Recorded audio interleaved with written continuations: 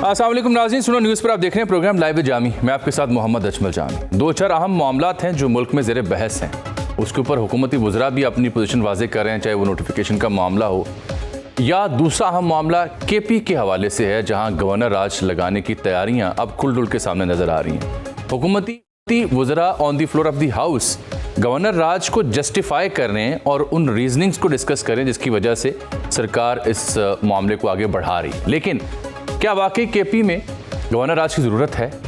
Governor राज लगाया जा सकेगा? क्या उसका रद्दअमल गेज किया है हुकूमत ने? और इस वक्त गवर्नर राज की ज़रूरत क्यों महसूस हो रही है? हमारी कोशिश होगी कि आज ही के प्रोग्राम में हम इस वक्त जो केपी के गवर्नर हैं जनाब फैसल करीम कुंडी साहब, उनसे भी बात करें और कुछ माहिरीन की ओपिनियन भी इसमें शामिल करें। आज पार्लियामान में भी हमने देखा पीटीआई के रहनुमा, हुकूमती रहनुमा मिल बैठ के बातचीत करने की बातें तो करते हैं, लेकिन अमली तौर पर इसमें पेशरफ नहीं हो पाती।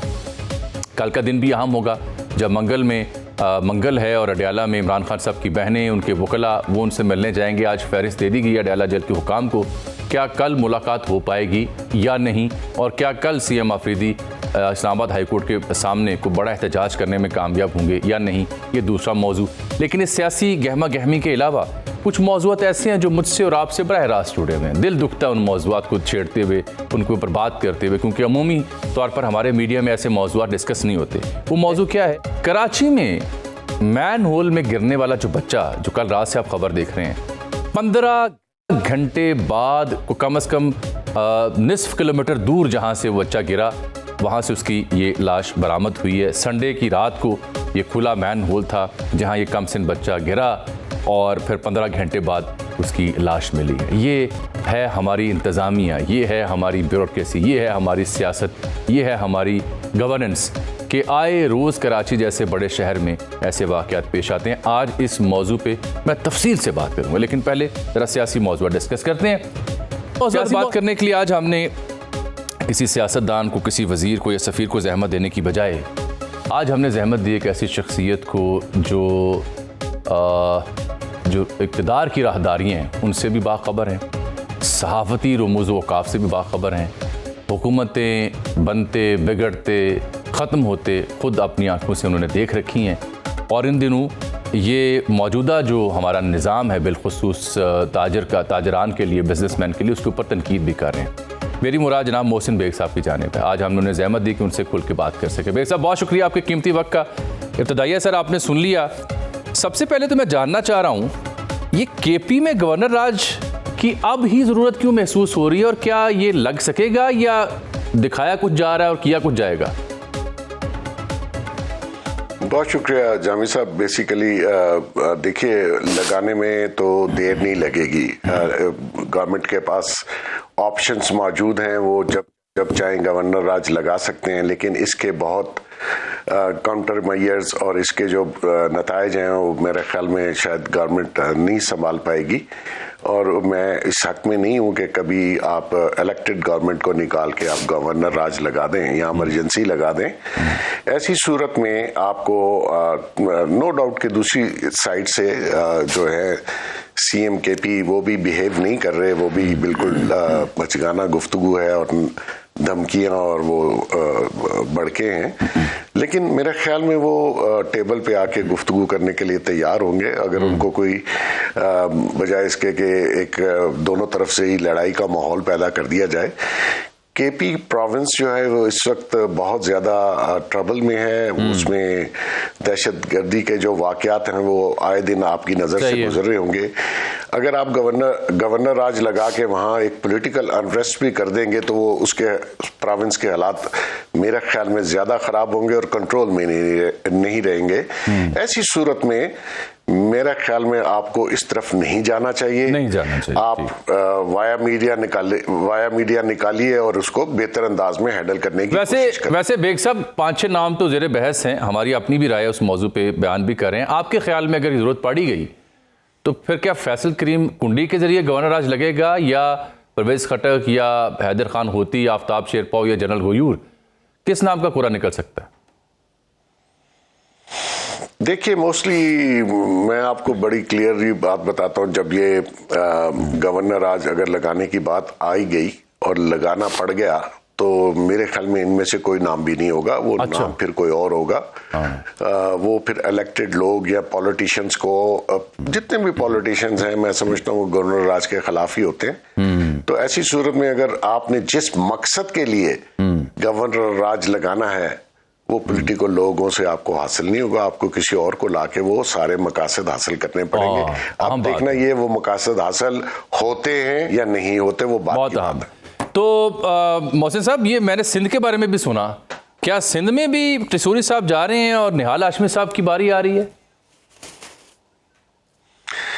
देखिए, टिसूरी साहब ने बहुत अरसा पहले चेंज हो जाना था जैसे ही गवर्नमेंट की फॉर्मेशन हुई थी इलेक्शन के बाद, लेकिन सम रीजन वो नहीं जा सके, जिसके ऊपर बहुत सारे लोगों को उज़र भी पेश करना पड़ा कि क्यों उनको कंटिन्यू करवाया गया।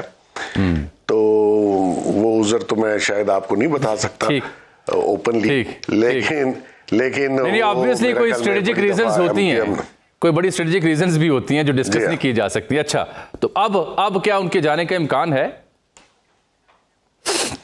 देखिए, उन्होंने बहुत पहले चले जाना था। अब भी इम्कान इसलिए है कि जो PMLN है उन्होंने पीपल्स पार्टी को अपने प्रोविंसेस में, खासकर पंजाब में गवर्नरशिप दे दी एक मुआहदे के तहत, और फिर KP में भी उनको गवर्नरशिप ऑफर कर दी गई। तो सिंध में नेचुरली टिसूरी साहब जो हैं उनसे शायद मेरे ख्याल पीपल्स पार्टी भी खुश नहीं है, MQM भी नाम बदलना चाहती है।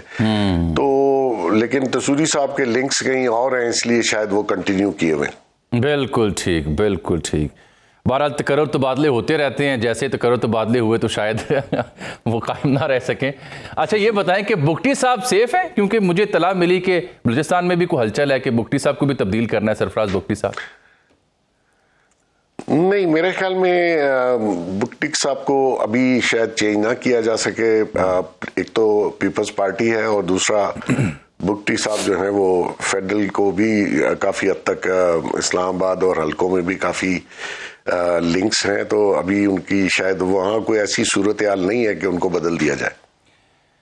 मोहसिन बेग साहब, 26 नवंबर 2025 से एक बड़ा तफसीली आपने ट्वीट किया है। ये अहम है कि कुछ ऐसी ही गुफ्तगू SIFC के जो नेशनल कोऑर्डिनेटर हैं लेफ्टिनेंट जनरल सरफराज साहब, वो पाकिस्तान बिजनेस फोरम से मुखातिब होते उन्होंने भी की, और आपका ट्वीट बड़ा तफसीली है 26 नवंबर का। FBR का रवैया, टैक्सेस और दुबई और बिजनेसमैनों के पीछे जैसे जाते हैं, ये बहुत तफसील से आपने क्रिटिकल एनालिसिस किया है। ये हुआ क्या है कि अचानक SIFC के सरबराह हूँ या मोहसिन बेग साहब हूँ, ये मौजूदा जो मॉडल है गवर्नेंस का या बिजनेस को डील करने का, उसके ऊपर खुल के तनकीद कर रहे हैं? What does that mean? Jami साहब, मैं तो सरफराज साहब से ना कभी मिला हूं, ना मैंने उनको कभी देखा है। मैं अपनी बात कर लेता हूं। मैं, क्योंकि मेरी सारी फैमिली बिजनेसमैन है, मेरे दोस्त बिजनेसमैन है, और मैं क्योंकि इसी मुल्क का शहरी हूं, तो मैं देखता हूं, ऑब्जर्व भी करता हूं कि हमारे यहाँ हालात कैसे चल रहे हैं।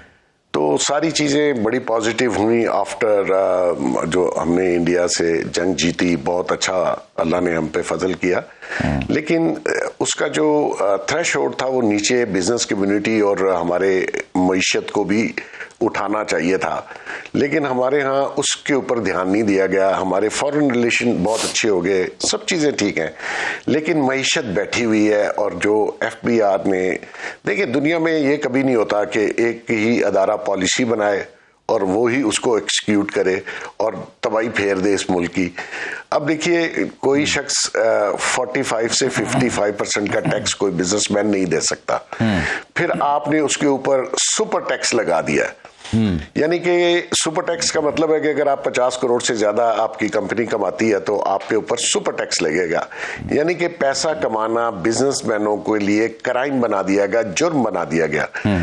तो इसी तरह उसके ऊपर आप देखिए, उसके ऊपर है एडवांस टैक्स। ठीक, यानी कि पता नहीं साल में मेरा कारोबार चलता है या नहीं चलता, लेकिन मुझसे एडवांस टैक्स काट दिया जाता है पिछली परफॉर्मेंस के ऊपर। ठीक, तो ये तो दुनिया में कभी नहीं है ना जी कि एडवांस टैक्स। अच्छा, उसके बावजूद जामी साहब फिर आप का टारगेट पूरा नहीं हो रहा। नहीं हो रहा। तो इस मतलब आप प्रॉपर्टी लें, उस पे टैक्स दें, उस प्रॉपर्टी का हर साल टैक्स दें, उसके अंदर रहने का टैक्स दें, तो खुदा का वास्ता है यार, ये तो आपने इस मुल्क में रहने की कंडीशंस ही खत्म कर दी हैं। लोग इसीलिए बाहर जा रहे हैं कि भाई आपने तो आहिस्ता आहिस्ता यहाँ कोई लिविंग कंडीशंस जो होती हैं किसी मुल्क में रहने की, वो आपने खत्म करते जा रहे हैं आप। तो मैं ये कह रहा हूं कि सब कुछ अच्छा चल रहा है तो खुदा के वास्ते बिजनेसमैनों के लिए भी कुछ सोचें। आपकी 110 मेजर इंडस्ट्री, मेजर, जिसमें 2, 4, 5 हजार लोग एम्प्लॉयमेंट लेते थे, वो बंद हो गई 110। आप कह रहे हैं पाकिस्तान में 110 मेजर इंडस्ट्रीज बंद हो गई हैं? जामी साहब, मैं आपको इसी फोन से अभी लिंक लिस्ट भेज देता हूं जो बंद हुई हैं। उसमें टेक्सटाइल है, उसमें सरिया, सीमेंट, ये जो स्टील के कारखाने हैं, ये सारी इंडस्ट्रियां बंद हुई। किसी तो को मकसद ये है कि अगर आपने किसी फैसला साज को इस बात का इदराक भी है, ख्याल है? देखें, ब्यूरोक्रेसी जो है ना जी इस मुल्क की, और जो नॉन इलेक्टेड लोग हैं, जैसे हमारे फाइनेंस मिनिस्टर साहब हैं, मैं समझता था अब बदकिस्मती देख लें हमारे मुल्क की कि हमारे इतने 25-26 करोड़ लोगों में इतने ज़हीन फहीम पढ़े लिखे नौजवान लोग हैं, एक इकोनॉमिस्ट हमें नहीं मिल रहा पिछले कई दहाइयों से। और जो भी बैंकर वैंकर आता है, हम इंपोर्ट करते हैं क्या हमेशा। इकोनॉमी चलाएगा? शौकत अजीज साहब से लेके हम हमेशा इंपोर्ट करते हैं, बाद में पता चलता है नहीं मामला चलेगा।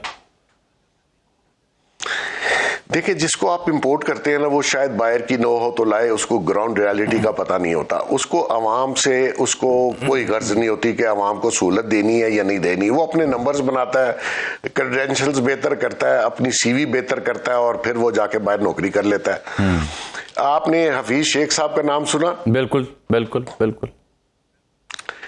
उन्होंने जब अपने असासों की लिस्ट दी तो उनके पाकिस्तानी करेंसी में सिर्फ 19,000 रुपए अकाउंट में थे, और बाकी डॉलरों में थे, इधर कुछ था ही नहीं, यूरो में थे, दरम में थे। आई रिमेंबर, इधर कुछ था ही नहीं उनका। इधर हो क्यों?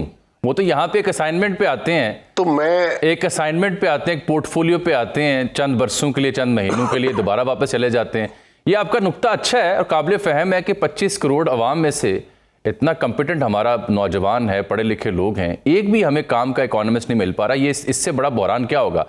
लेकिन बेग साहब, मैं देख रहा हूं कि 20 नवंबर को भी आपने एक ट्वीट किया, उसमें आप वो IMF की जो रिपोर्ट है, पाकिस्तान में हर सतह पर बदउनवानी, ताकतवर हल्कों ने मुआशी पॉलिसियां यरगमाल बना ली, इसके ऊपर आपने बात की है खुल के। ये तो एक और चार्जशीट है कि अगर अदलिया हो, दीगर इदारे हों, उनकी साख के ऊपर संगीन सवाल उठ रहे हैं, और IMF की रिपोर्ट भी आ रही है सामने, जिसे आप कह रहे हैं कच्चा छट्टा खोल दिया। So what does that mean? ये क्या गवर्नेंस का ये मॉडल या निज़ाम हुकूमत का ये तरीका, ये क्या फ्लॉप हो चुका? इस चीज़ का इदराक कहीं हो रहा है या नहीं?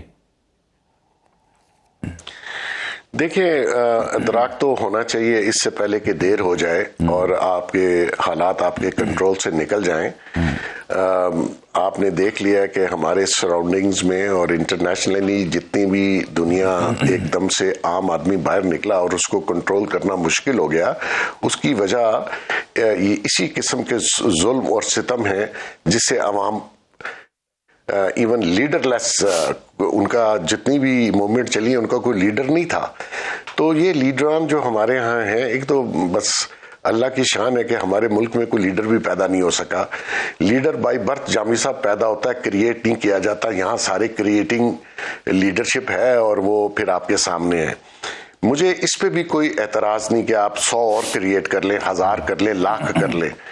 मकसद ये है कि इस आवाम का, इस मुल्क का क्या बनेगा, उसके ऊपर कोई ध्यान नहीं दे रहा। और जो सिस्टम आज आप देख रहे हैं, हाइब्रिड सिस्टम जिसको कह रहे हैं, बिटवीन एस्टैब्लिशमेंट एंड गवर्नमेंट, बहुत अच्छे रिलेशन है। मतलब कोई पॉलिटिकल अनरेस्ट नजर नहीं आ रहा आपको उसकी तरह, जैसे पहले माजी में दोनों जगहों पे, पिंडी और इस्लामाबाद में कैसे खींचातानी होती थी। अगर ऐसा माहौल है तो उसमें, आइडियल माहौल है तो उसमें फिर आपको इकोनॉमी और बिजनेस के ऊपर ध्यान देना चाहिए। नहीं ना हो रहा। अगर ये बिजनेस चलेगा तो ये मुल्क चलेगा। बेग साहब, आपने अनरेस्ट का जिक्र किया, बिल्कुल बज़ाहिर अनरेस्ट की कोई रीजन नजर नहीं आ रही थी, लेकिन सर्टन इश्यूज के ऊपर जो आपने अनड्यू डिले कर दिया, उसकी वजह से क्या बेचैनी या कोई रिपल्स क्रिएट नहीं होंगे? उसकी वजह से मिनिस्टर्स को वजाहत नहीं देना पड़ रही? नहीं, डिले किस चीज को किया, आप जरा वजाहत कर दें। मैं कह रहा हूं कि आप देखिए एक नोटिफिकेशन जारी होना था, उस नोटिफिकेशन को लेकर के अब हुकूमती वज़रा जो हैं वो वजाहतें दे रहे हैं। तो मैं आपसे उसके ऊपर कमेंट कर रहा हूं कि बज़ाहिर हुकूमत और एस्टेब्लिशमेंट के बीच बिल्कुल कोई प्रॉब्लम नजर नहीं आ रही, बट दिस अनड्यू डिले जो है उसकी वजह से कयास रही ने जन्म तो लिया है, रिपल्स तो क्रिएट हुए हैं। नहीं, बिल्कुल नहीं है जामी साहब, लोग समझते नहीं है। प्लीज बयान कीजिए, इसीलिए मेरा सवाल वही नहीं है। अच्छा, बिल्कुल डिले नहीं है। 26 अमेंडमेंट में उनको 5 ईयर की उनकी पीरियड 5 ईयर था, नॉट इवन 3 इयर्स, वो 5 ईयर हो गया हुआ था। अब ये जो नोटिफिकेशन है वो आज हो या कल, उससे कोई फर्क नहीं पड़ता, नो डिले एट ऑल। बिल्कुल ठीक, बिल्कुल ठीक। प्राइम मिनिस्टर साहब अब्रॉड हैं, वो आएंगे और यहाँ पे एक सेरेमनी जो है वो मेरे ख्याल में अरेंज की जा रही है। प्राइम मिनिस्टर आके उस सेरेमनी में उनको, क्योंकि sign by the prime minister that notification, तो कोई डिले नहीं है। ये बिल्कुल हवा में तीर चला रहे हैं लोग, इश्यूज को समझते नहीं है।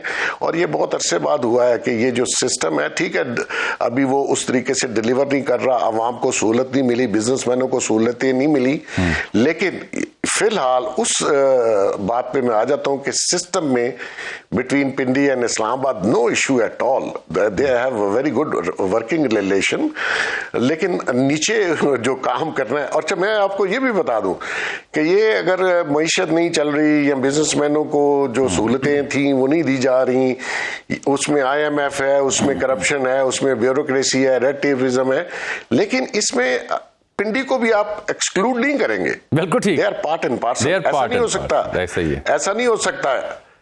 अच्छा, ऐसा नहीं हो सकता, ऐसा नहीं हो सकता, आप ठीक कह रहे हैं। मेरा तो आप ले, हाँ, और भुगते कोई और। अच्छा, मेरा मुख्तसर सवाल है, वक्त भी खत्म हो गया, मैं मुख्तसर सवाल है आपसे, ये जो मैं देख रहा हूँ नए सूबे, NFC, बल्दियाती निज़ाम, 28वीं तरमीम, बिलावल भी सीखपा हो रहे हैं कि आग से खेलने के मुतरादिफ है ये सब कुछ, आपको लगता है 27वीं के बाद 28वीं में कोई नए सूबे या इस तरह की छेड़खानी होगी जिसकी वजह से पीपल्स पार्टी और नून लीग जो है वो बैकफुट पे होकर रिएक्ट कर सकते हैं? देखिए, सूबे तो बिल्कुल बनने चाहिए, ये मैं इसका आर्किटेक्ट हूँ। शायद किसी ने वो मेरे पेपर पढ़े और क्योंकि बातें हो रही हैं तो उन्हीं पेपर्स लगता है कि शायद लीक हो गए हैं क्या, जिनको मैंने दिए थे। बेसिकली सूबों को बनना चाहिए, इतने बड़े यूनिट्स आप नहीं हैंडल कर पा रहे, आपको इंतजामी छोटे यूनिट्स बनाने चाहिए, उसमें आपकी गवर्नेंस बेहतर होगी, आपकी बचत होगी, आपका सिस्टम बेहतर अंदाज में चलेगा। NFC अवार्ड, उस पे बात होगी, आने वाली तरमीम पे होगी, सबको मिला के होगी। वो अनजस्टिफाई है फेडरल गवर्नमेंट के लिए, सूबे हैंडल नहीं कर पा रहे। आप देख लीजिए, बल्दियाती निजाम नहीं है, सारे पैसे चीफ मिनिस्टर के हाथ में है, वो ऐसे लुटा रहे हैं जैसे बादशाह। तो भाई नीचे आप पैसे दें, जो बल्दियात के पैसे हैं वो चीफ मिनिस्टर कैसे खर्च कर सकता है? बिल्कुल ठीक, बहुत शुक्रिया जनाब मोहसिन बेग साहब शरीक गुरुग्राम में इस हिस्से में। नाज़रीन, छोटी सी ब्रेक। प्रोग्राम में एक बार फिर से आपको खुशामदीद कहते हैं। गवर्नर राज का इंदिया दे रही है हुकूमत। ईवान में भी आज कौमी असम्बली में भी आज़म नज़ीर तारड़ साहब होंगे या दीगर वज़रा इसको जस्टिफाई कर रहे थे कि ये मार्शल लॉ नहीं बल्कि आइन के तहत रहते हुए एक बंदोबस्त है, और KP हुकूमत के ऊपर तनकीद कर रहे थे। पिछले 24 से 48 घंटों में गवर्नर राज लगाने की कहानी में ज़्यादा सख्ती और शिद्दत हमें देखने को मिल रही है, बट क्या ये पॉसिबल होगा? इसकी ज़रूरत क्यों महसूस हो रही है? क्या फैसल करीम कुंडी ही रहेंगे गवर्नर अगर गवर्नर राज लगाना है, या कोई और शख्सियत? इन सब सवालों का जवाब जानने की कोशिश करेंगे। अभी मुझे ज्वाइन किया है अहमद करीम कुंडी साहब ने, आप KP में अपोजिशन रहनुमा हैं, फैसल करीम कुंडी साहब के भाई भी हैं, हमारे ब्यूरो चीफ हैं सीनियर सहाफ़ी जनाब यासिर हुसैन साहब पेशावर से, उन्होंने भी ज्वाइन किया है। इस बीच हमारी कोशिश होगी अगर फैसल करीम कुंडी साहब भी तशरीफ़ लाएं तो उनसे भी बात कर सकें। सबसे पहले अहमद करीम कुंडी साहब, ये तय हो गया है कि गवर्नर रूल जो है उसका निफाज करना है सूबे में, या अभी ये सब कुछ हवाई है?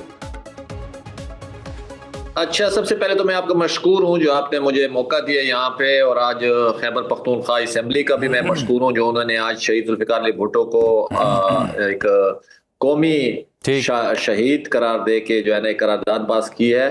और जो आपका सवाल है, मेरे ख्याल में तो मुझे नहीं लगता जो खैबर पख्तूनख्वा में ऐसे अभी वो मौजूद हैं हालात जिसकी वजह से गवर्नर राज लगाया जाए।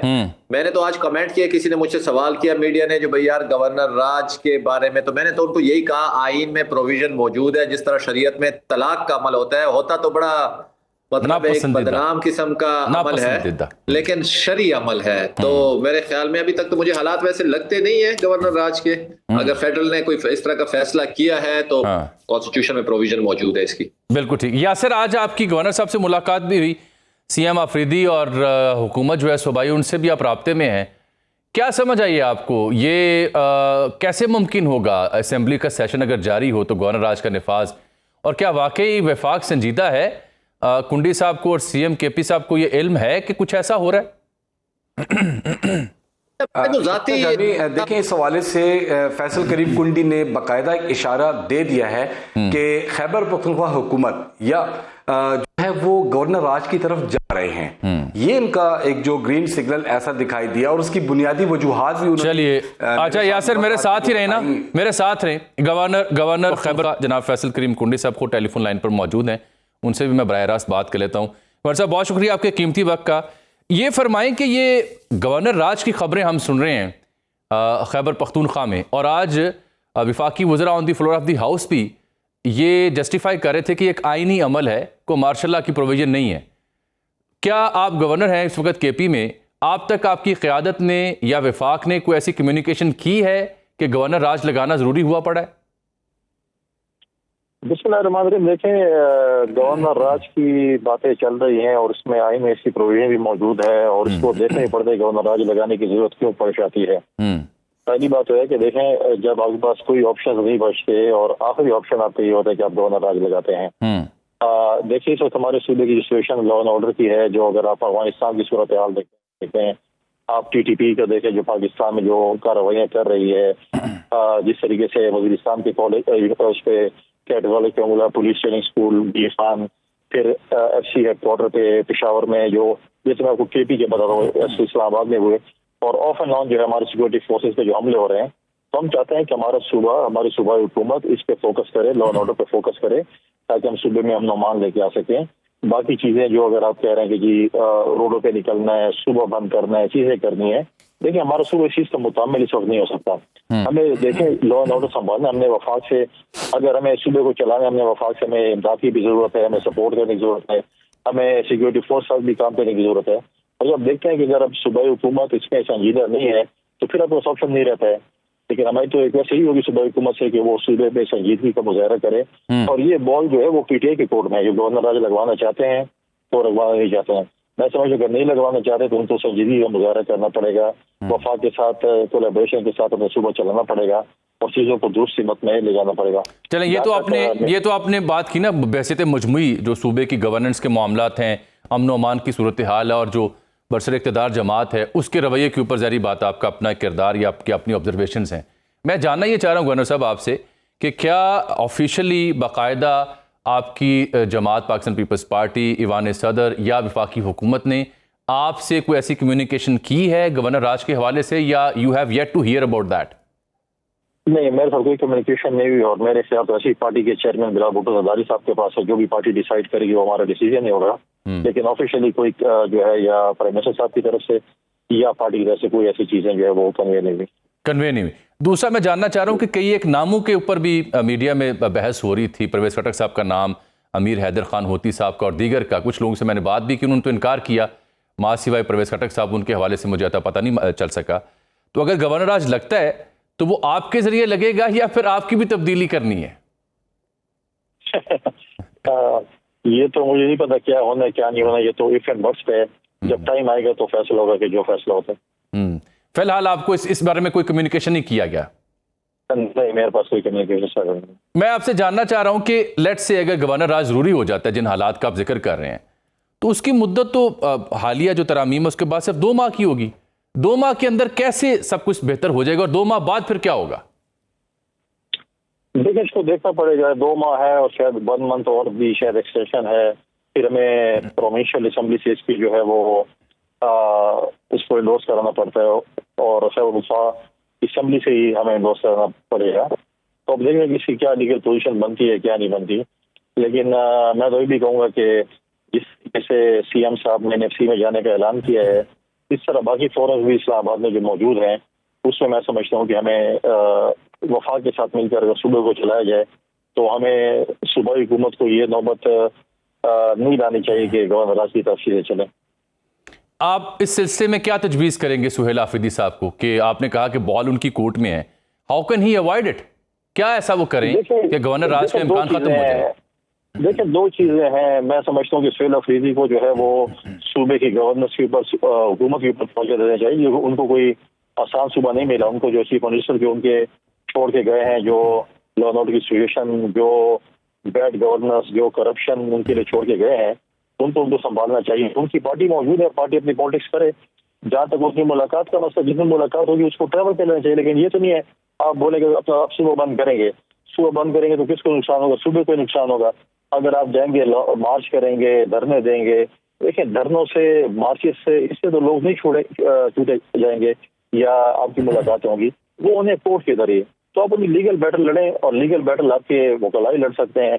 आपके पार्टी के चेयरमैन भी वकील हैं, आपके पार्टी के सेक्रेटरी जनरल भी वकील हैं, अच्छे वकील हैं, उनको बोले पूरी टीम के साथ। फैसल साहब, चूंकि जारी बात आप पाकिस्तान पीपल्स पार्टी से ताल्लुक कर, पीपल्स पार्टी की अपनी लेगेसी है जमहूरियत के हवाले से अगर हम बात करें, डोंट यू थिंक सो कि एक सूबा जहां 2/3 अक्सरियत से एक सियासी जमात की हुकूमत है, वहां पे गवर्नर राज लगाना उस मैंडेट की तौहीन है और उसके नताइज को अच्छे नहीं आएंगे? जब आप देखते हैं कि आपके एक डॉक्टर आपको देख रहा होता है कि आपका इलाज दवाई से नहीं होगा, तो फिर आप कहते हैं कि हम इस मर्ज का ऑपरेशन नहीं करेंगे, फिर आप जाके बेहतर हो सकते हैं। जब आप देख रहे हैं, आप भी वॉच कर रहे हैं, आप हमसे ज्यादा वॉच कर होंगे, जो सिचुएशन लॉ एंड ऑर्डर की बनी जा रही है मर्ज डिस्ट्रिक्ट में, सेटल्ड एरिया में, जो अफगानिस्तान किरदार अदा कर रहे हैं हमारे दुश्मन ममालिक मिलकर, वो भी आप देख रहे हैं। उसमें अगर हम वक्त का, इससे पहले हम बात करते जनाब यासिर हुसैन साहब से, और हमारे साथ अहमद करीम कुंडी साहब भी बैठे हुए हैं। आप दोनों ने गवर्नर साहब की गुफ्तगू सुनी है। अहमद साहब, मैं आपकी तरफ आता हूँ, ज़रा मैं यासिर का तज्जिया ले लूँ। यासिर, आपने सुना गवर्नर साहब से जो गुफ्तगू हमारी हुई, लग रहा है कि एज एफ मेंटली तैयार हैं गवर्नर साहब भी, लग रहा है कि सिस्टम और निज़ाम ने भी तैयारी कर ली है, बट ये मुमकिन हो पाएगा असेंबली सेशन अगर जारी हो तो? यासिर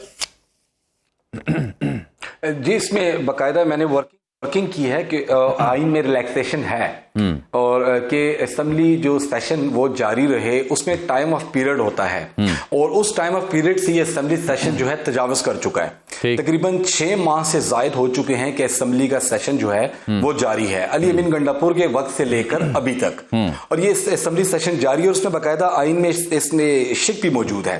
देखिए, गवर्नर खैबर पख्तूनख्वा 2 चीजों का इजहार कर रहे हैं। एक, जो उनको इशारे मिल रहे हैं, एक तो उन्होंने ऑन रिकॉर्ड मुझे भी बताया और आपके प्रोग्राम में भी बता दिया कि उनके जो पार्टी चेयरमैन है बिलावल भुट्टो जरदारी, उनके साथ अभी तक उनकी कोई बराह रास्त इस इशू पे बात नहीं हुई। अहमद कुंडी साहब, आप बताइएगा कि अगर गवर्नर मुद्दा तो 2 माह है, उसके बाद क्या होगा? मेरे ख्याल में तो देखिए, ये दो मंथ की जो आप बात करें, इसमें एक्सटेंशन की प्रोविजन, जो कॉन्स्टिट्यूशन में जो प्रोविजन मौजूद है उसमें एक्सटेंशन भी है, और इसको अगर ज्वाइंट सेशन में और नेशनल असेंबली के थ्रू ये मजीद भी एक्सटेंड हो सकते हैं। देखिए, यहाँ पे जंगी सूरत हाल से आप इनकार नहीं कर सकते। जिस तरीके से आपने देखा होगा रिसेंट जो वाकयात गवर्नर साहब ने भी मेंशन किया आपको, FC हेडक्वार्टर पे हुआ, बाजोड़ में हमारा जो है ना ऑपरेशन वहाँ पे चल रहा है, नॉर्थ और साउथ में भी आप देख रहे हैं, डी खान में भी इंफॉर्मेशन बेस्ड ऑपरेशंस चल रहे हैं, और अभी रिसेंटली जो आपकी चेक पोस्टों के ऊपर जो है ना अफगानिस्तान की तरफ से जो हमले फ्रीक्वेंटली हो रहे हैं, तो ये वाकयात कोई नॉर्मल नहीं है। हम लोग यहाँ पे जंगी सूरत हाल में हैं। मेरे ख्याल में ये फेडरल गवर्नमेंट और वहाँ पे जो उनके एलाइज हैं वो बैठ के सर जोड़ के, डेफिनेटली मैंने आपको बड़ी एक वाज़े मिसाल दी है, जिस तरह मैंने आपको कहा है शरीयत में तलाक का जो अमल है वो इतना अच्छा नहीं तस्वर किया जाता, लेकिन कुछ ऐसे मामला जब होते हैं तो उसमें आपके पास ये प्रोविजन मौजूद होती है। तो कहने की गुजारिश ये है, खैबर पख्तूनख्वा में लॉ एंड ऑर्डर की जो सिचुएशन है, अल्लाह ना करे ये दिसंबर का महीना जब भी आता है तो हमें तो सही बात है रोंगटे खड़े हो जाते हैं। APS का वाकया आपने देखा, वो भी 16 दिसंबर गालिबन हुआ था।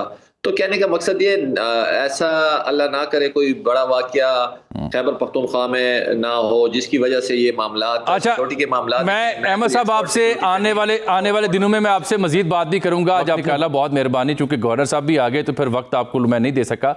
जाने से पहले यासिर मुख्तसर ये फरमाएं, यासिर हुसैन साहब, कि अगर गवर्नर राज लगता है तो गवर्नर भी तब्दील होंगे या कुंडी साहब के जरिए गवर्नर राज लगेगा? बहुत मुख्तसर। देखें, गवर्नर साहब जानते हैं कि अगर गवर्नर राज लगेगा तो वो तब्दील होंगे, और आप देखें आफ्ताब शरपाव साहब का नाम पहले भी गर्दिश में रहा और अब सेकंड टाइम भी है। परवेज खटक साहब जो हैं इस वक्त साइलेंट हैं, तो आप बेहतर समझ सकते हैं कि गवर्नर खैबर पख्तूनख्वा जो हैं वो बखूबी जानते हैं कि आने वाले दिनों में अगर गवर्नर राज लगाने की जरूरत पड़ी तो उसमें उसका वो हिस्सा नहीं होंगे। तो उस पर गवर्नर खैबर पख्तूनख्वा की तब्दीली जो है वो वक्त की जरूरत होगी। बहुत बहुत शुक्रिया जनाब यासिर हुसैन साहब और जनाब करीम कुंडी साहब, आपने हमें वक्त दिया। इस सूरत हाल पर हमारी नज़र रहेगी, लेकिन मैंने प्रोग्राम के इब्तदाई में आपसे जिक्र किया था, यह है सियासत। कुछ ऐसे मामलात भी हैं जो आवाम से जुड़े हैं, जैसे कराची में मैन होल में एक बच्चे का गिर जाना। इसके ऊपर बात होगी छोटी सी ब्रेक के बाद। प्रोग्राम में आपको खुशामदीद कहते हैं। मुझे ज्वाइन किया अभी फिक्सेट की सरबराह समाजी तंजीम और साबिक रुकन कौमी असम्बली जनाब आलमगीर खान साहब। आप जानते हैं कराची में इनकी वजह शोहरत क्या थी। इनको मैंने जहमत इसलिए दी है कि नीपा चुरंगी गुलशन इकबाल के इलाके में इतवार की रात खुला जो मैन होल है, वहाँ पे एक कम सिन बच्चा 3 साल की उम्र अपने वालिदैन की इकलौती औलाद है जिसका नाम इब्राहिम बल्द नबील बताया जा रहा है, ये वहाँ गिर गया क्योंकि ढक्कन ऊपर नहीं लगा हुआ था। और फिर अलमिया चेक करें और ये सितम ज़रीफ़ी देखें, बदनज़मी की, बैड गवर्नेंस की, कि ना मशीनरी थी खुदाई के लिए, ना किसी सरकारी इदारे ने बज़ाहिर कोई मदद फ्राहम की। इलाका मकीन अपनी मदद आपके तहत वहाँ खज्जल होते रहे और उनके ऊपर क्या बीत रही होगी जो जिनकी ये अकलौती औलाद थी, उन माँ बाप के ऊपर। कोई निसफ किलोमीटर दूर 15 घंटे बाद जाके इस मासूम बच्चे की लाश मिली। ये वाहिद वाक़या नहीं है। हमने आज कुछ डेटा कंपाइल किया, कराची के डायनामिक्स को समझने की कोशिश की। 2.5 लाख से जायद मैन होल है कराची में, एक रफ एस्टिमेट के मुताबिक। 2024 में 71,000 ढक्कन लगाए गए, लेकिन अब भी हज़ारों मैन होल जो हैं वो खुले हैं। 2025 में जब हम आपसे मुखातिब में, दिसंबर का महीना शुरू हुआ है, तो 11 माह के अंदर मुख्तलिफ अखबारों ने रिपोर्ट किया है कि अब तक 24 अफराद ऐसे हैं, 24, यानी हर महीने में 1 या 2 बंदा मैन होल में गिरता है और अक्सरियत उनमें बच्चों की है। और 2024 का अगर मैं जिक्र करूँ, ये 25 का जिक्र, तब भी 19 से 20 अफराद जो हैं उनकी मौत हुई थी। मई 2025 में भी आपको याद होगा 6 साल का बच्चा डूब गया था और सितंबर में 3 सफाई करने वाले कारकुनान भी घुटन से अपनी जान से हाथ धो बैठे थे।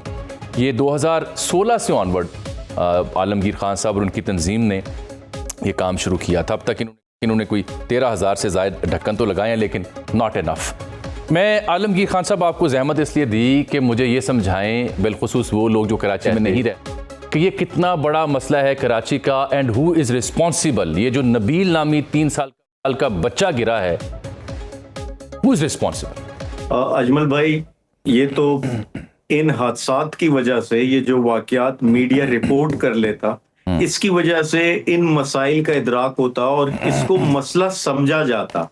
ये कई अदवार में जो है कराची में ये मसाइल दरपेश, चाहे वो कचरे के हों, चाहे वो सड़क के हों, चाहे वो मैनहोल के हों, प्रॉब्लम ये रहती कि इस पर सीरियसनेस आती ही नहीं, बल्कि अगर मैंने इस इशू को पॉइंट आउट किया तो मेरा मजाक उड़ाया गया। और सवाल ये बनता कि ये Karachi water and sewerage board हो या केएमसी हो या टीएमसी हो, इनको जो भी ये रेवेन्यू जनरेट करते, टैक्सेस लेते, ये कहाँ खर्च होते?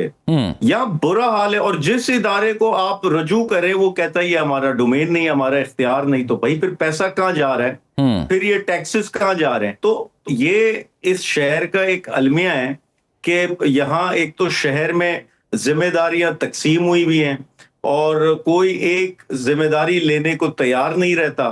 और या इदारों पर जब काबिज होने की बात आती तो हर बंदा काबिज होता, लेकिन जब जिम्मेदारी का आप सवाल करते तो वो कहता है कि ये तो मेरी जिम्मेदारी नहीं। अब ये कल मैंने Karachi water and sewerage board को इस मसले के लिए राब्ता किया तो वो कहते हैं कि ये तो हमारी डोमेन नहीं, ये तो केएमसी की डोमेन है। केएमसी से बात की तो वो कहते हैं कि ये टीएमसी की डोमेन है। टीएमसी से बात करते तो वो जवाब ही नहीं देते, किसी के पास मशीनरी अमला होता नहीं। रेस्क्यू 111, 222 वाले आते तो उनके पास मशीनरी, वो इतने वेल इक्विप्ड ही नहीं होते कि मसले का हल निकाल सकते। अब आप अंदाजा लगाएं कि एक कचरा चुनने वाले छोटे से बच्चे ने, उसने इस डेड बॉडी को रिकवर किया।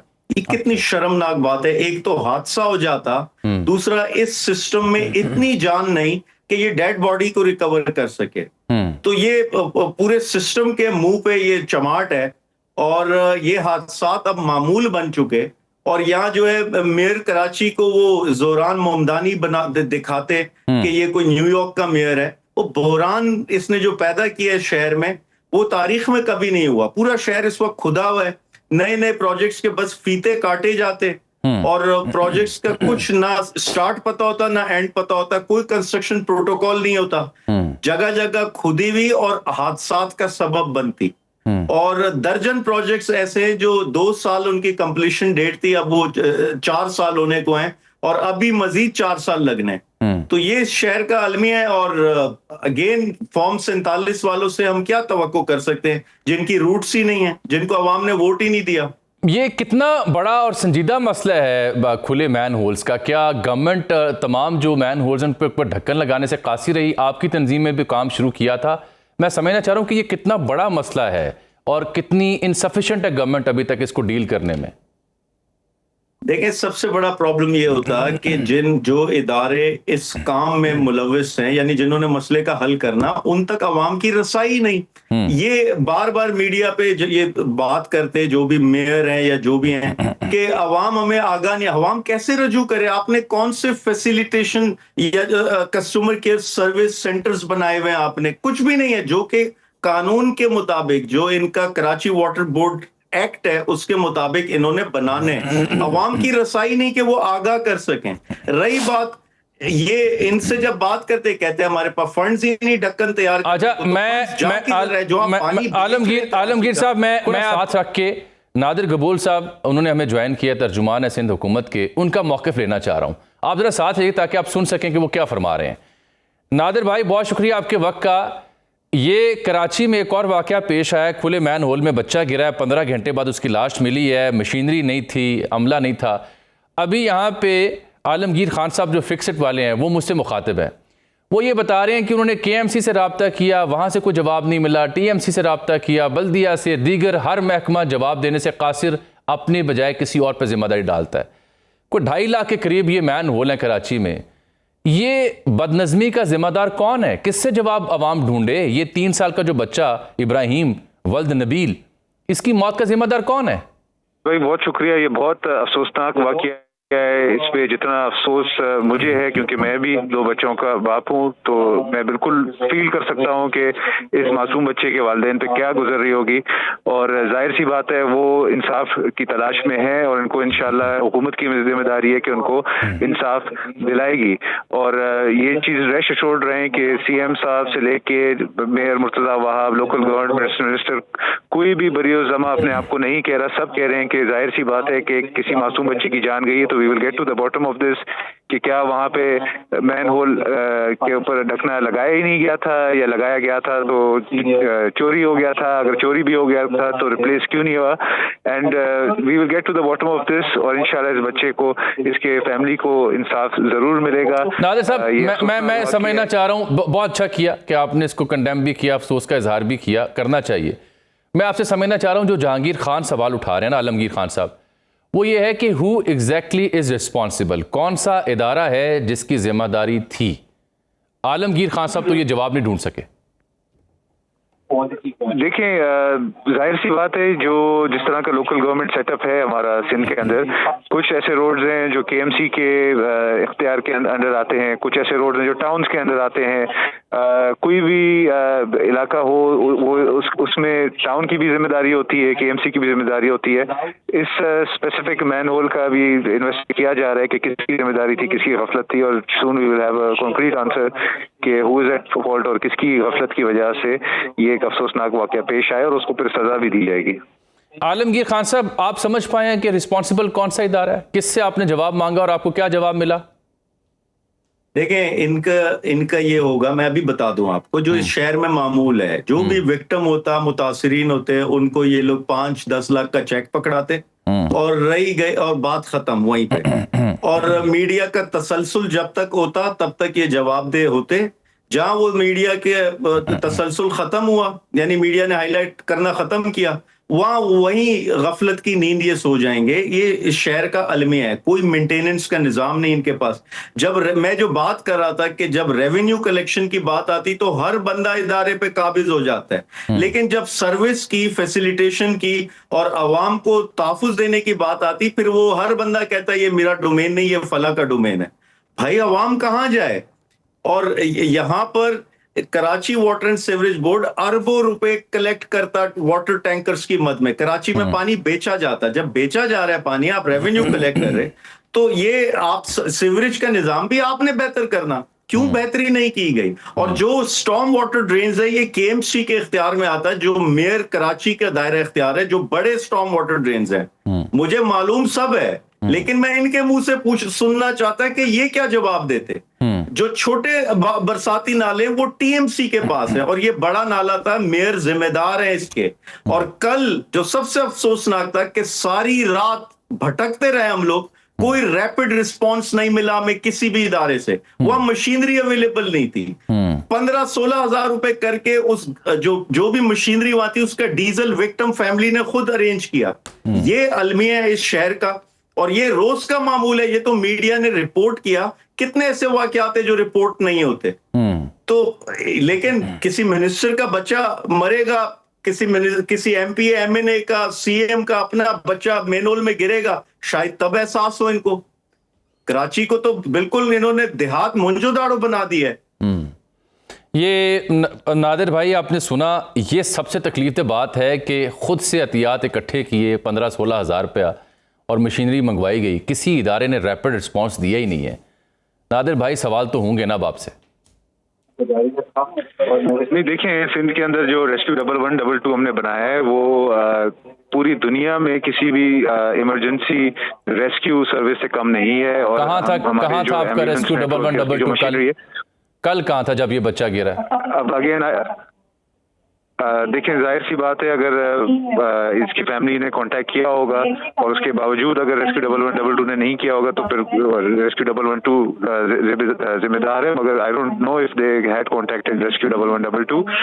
लियारी का एक वाकया हुआ था कुछ महीने पहले, एक अफसोसनाक एक बिल्डिंग कोलैप्स हुई थी। रेस्क्यू 1112 ने विद इन 48 आवर्स उस पूरी बिल्डिंग के जो मलबा था उसके तले जितने भी लोग जिंदा भी बचे थे, इंजर्ड, और उसके अलावा जो अफसोसनाक जो अमवात हुई थी उनको बहुत शुक्रिया नादिर गब्बोल साहब आपका, जनाब आलमगीर खान साहब आपका। ये अलमिया ये है कि ये फाइनेंशियल कैपिटल पाकिस्तान का कहलाता है कराची, और उसकी सूरत हाल ये है जैसे आलमगीर बता रहे हैं कि जगह जगह खुदाई हुई है, सड़कें, चौराहे, गली मोहल्ले, और फिर ये मैन होल 2.5 लाख से ज़ायद हैं। आप इस शहर की बदनज़मी और इसकी जो ये हालत ज़ार है उसका अगर आपने अंदाज़ा लगाना हो तो इस एक जुमले से लगाएं जिसमें आलमगीर बता रहे हैं कि इस बच्चे के अहले खाना ने, अहले मोहल्ला ने खुद पैसे इकट्ठे किए, अतियात इकट्ठे किए कि मशीनरी मंगवाई जा सके, उसका डीजल पेट्रोल पूरा किया जा सके। किसी भी इदारे ने रैपिड रिस्पांस नहीं दिया, किसी भी इदारे के पास ऐसी मशीनरी नहीं थी जो इस बच्चे की तलाश कर सकती। और फिर एक कूड़ा उठाने वाला जो बच्चा है कम उम्र, उसने इस बच्चे की डेड बॉडी इस इलाके से निस्फ किलोमीटर दूर वो ढूंढने में कामयाब हुआ, उसने निकाली, इदारे नहीं थे। जवाज़ और दलाइल हुकूमत सिंध के पास एक से बढ़कर एक हैं, लेकिन ये अलमिया आपके सामने है जिससे आप फैसला कर सकते हैं कि हु इज़ रिस्पॉन्सिबल। इजाज़त दीजिए, अल्लाह हाफ़िज़।